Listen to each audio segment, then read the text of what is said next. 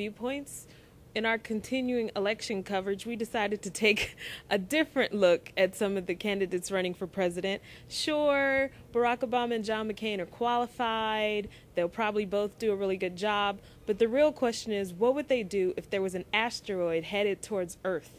Or what if terrorists invaded Air Force One and they were the only ones that could kick them off the plane?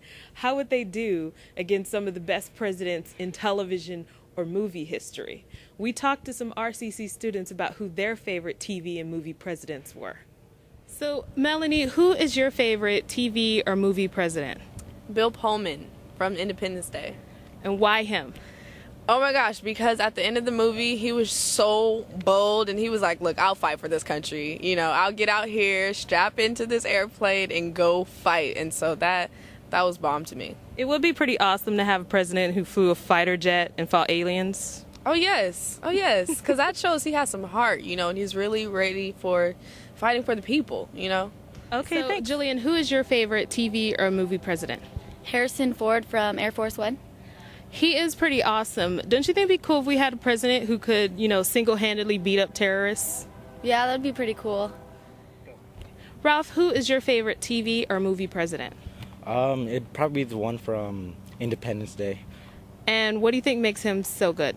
He was pretty courageous, you know, and got to fly a plane. He was pretty cool, and I love the movie as well, so I guess that'd be why he'd be my favorite.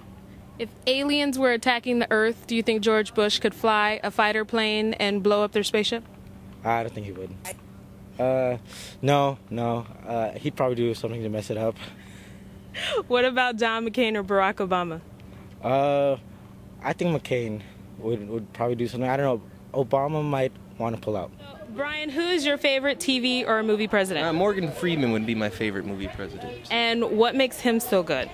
I like his acting. He's like the type of actor that you would like believe would be real, like the way he acts. And it would be nice to have a president with that mentality. What do you think George Bush would do if an asteroid was headed towards Earth? He'd probably go run in the bathroom and cry between his legs. Okay. As for me, I would say that my favorite TV or movie president is probably a toss-up between Martin Sheen on The West Wing, because he was a very idealistic president who always really had what the people wanted in their best interests at heart. Or I would say Kevin Kline and Dave, because that's the ultimate story of a real man actually getting to see what it's like to be president. It's a real sort of a Jimmy Stewart, Frank Capra kind of story. Dave also makes the list of my best political movies that have ever been made. You really get to see the inside workings of how the government is run when you see how maybe a little corrupt it is, but at the same time, how some of the people who go there really do have these big ideas about how they want to change the world. If you want to see something that's a little more edgy and really gets into the real power plays that go on, I would recommend the classic Manchurian Candidate, starring Angela Lansbury as a very conniving, evil, and twisted mother. If you've only ever seen her on Murder, She Wrote, it's a really great role that you need to see her in, and it's a great classic film. Another great current political movie is The Contender. It stars Jeff Bridges as the president who decides to appoint a woman as his new vice president. And Joan Allen, she plays the woman who he nominates, and she undergoes a rigorous congressional hearing where they get into the deepest, darkest secrets of her life.